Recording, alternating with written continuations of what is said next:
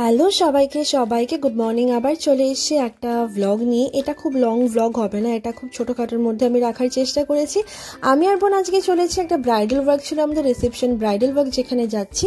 তো বেরিয়ে পড়েছি আমরা, এখানে চলে এসেছি স্টেশনে। আমাদের আজকে লোকেশন ছিল দমদম সিথির মোড়। তো সেখানে আমরা নেমে পড়েছি এখন দমদম স্টেশনে। সেখান থেকে যাব অটোতে করে সিথির মোড়। লোকেশনটা খুব একটা দূরেও না, খুব একটা যেতে আমাদের কোনোই প্রবলেম হয়নি, আমরা একদম ইজিলি চলে গেছি।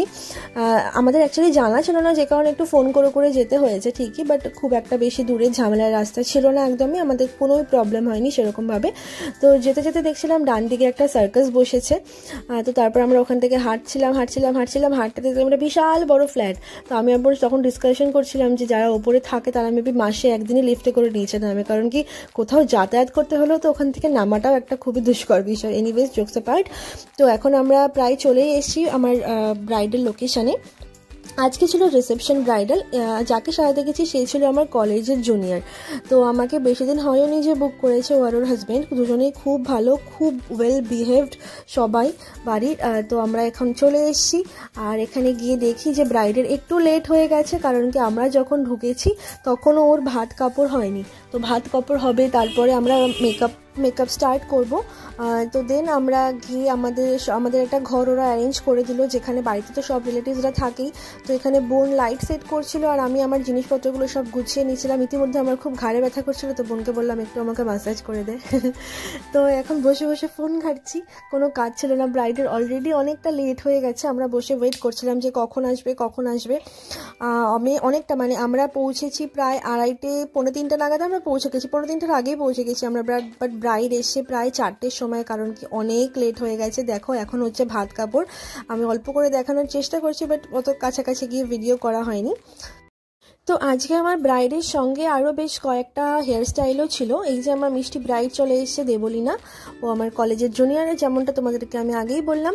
তো আমি স্টার্ট করে দিয়েছি। এখানে ওকে জিজ্ঞেস করলাম আগে স্কিন টাইপটা কীরকম আছে, ও বললো একটু হালকা ড্রাই হয়ে যায় উইন্টারে। অবভিয়াসলি এটা এই যেই সিজন চলছে এখন, সবারই যাদের খুবই অয়েলি স্কিন তাদেরও স্কিন বেশ খানিকটা ড্রাই হচ্ছে, শুধুমাত্র অ্যাটমসফিয়ারের জন্য। তো যে কারণে স্কিনটাকে খুব ভালোভাবে প্রিপারেশন করে নেওয়ার পর আমরা চলে গেলাম সরাসরি মেকআপে।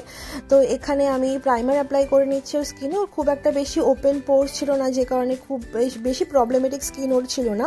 ওর শুধু যেটা ছিল সেটা হচ্ছে একটু ফেশিয়াল হেয়ার ছিল, আর ও আপার লিপও করে না, আর ফেশিয়াল হেয়ারও রিমুভ করে না। ফেশিয়াল হেয়ার থাকলে কি হয়, যে মেকআপ তো করা হয়ে যায়, বাট কোনো প্রবলেম হয় না। বাট কি হয় যে তোমার ওই ফেশিয়াল হেয়ারগুলো যদি খুব বেশি ডার্ক হয়, দেন ওপর থেকে বোঝা যায় মেকআপ করার পরে। তো এটাই একটা যা প্রবলেম হয়, আদারওয়াইজ কোনো প্রবলেম হয় না। হ্যাঁ, গরমকালে অবশ্যই প্রবলেম হয়, যাদের ফেশিয়াল হেয়ার থাকে গরমকালে ওখান থেকে সোয়েট হতে পারে। আর যেহেতু সোয়েটগুলো হয় সেগুলো ওই হেয়ারের সঙ্গে থাকে বলে ওই জায়গা থেকে মেকআপটা খানিকটা একটু মানে মেল্ট হওয়ারও চান্সেস থাকে।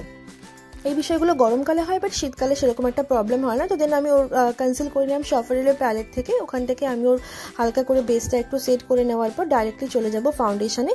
ওর স্কিনে সেরকম কোনো একটা প্রবলেম ছিল না, বাট ও আমাকে শেয়ার করছিল যে ব্রাইডাল মেকআপ ও যেদিন করেছিল সেদিনকে মেবি হয়, অনেক সময় এটা হতেই পারে, এটা খুব একটা নর্মাল বিষয়। যারা খুব একটা বেশি মেকআপ করে না, বা যারা রেগুলারলি মেকআপ করে না, বা যারা করেও, তাদের ক্ষেত্রেও যদি ফেসে একদিনে অনেকটা বেশিভাবে কিছু পড়ে যায়, প্রোডাক্টস পড়ে যায়, যতই তুমি স্কিন কেয়ার করো না কোনো, ছোটো ছোটো একটা হালকা বাম স্কিনে চলে আসে, এগুলো হয়ে থাকে। এটা খুবই নর্মাল বিষয়, তো ভয়ের কোনো কারণ নেই। সেগুলো আবার খানিকটা কিছুদিন পর মিলিয়েও যায়।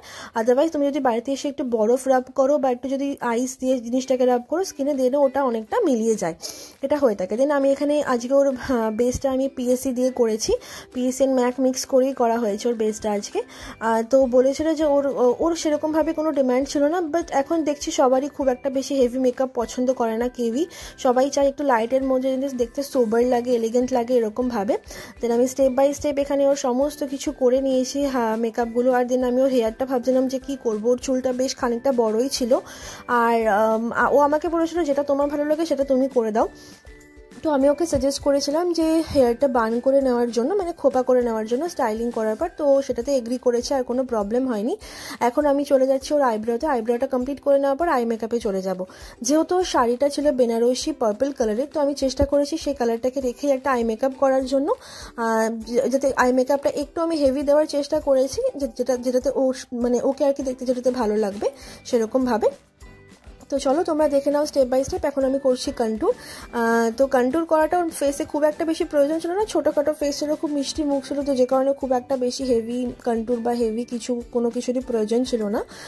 অ্যাকচুয়ালি আমি একটা কথা বলতে চাইবো, তোমরা অনেকে দেখবে, অনেক মেকআপ আর্টিস্টের পেজে, অনেক মেকআপ আর্টিস্টের চ্যানেলে দেখবে যে যারা ভিডিও ছাড়ে তারা একদম স্কিনটা একদম স্মুথ থাকে, কিচ্ছু বোঝা যায় না, একদম মনে হয় একটা গ্লাস ফিনিশ একটা লুক আসছে।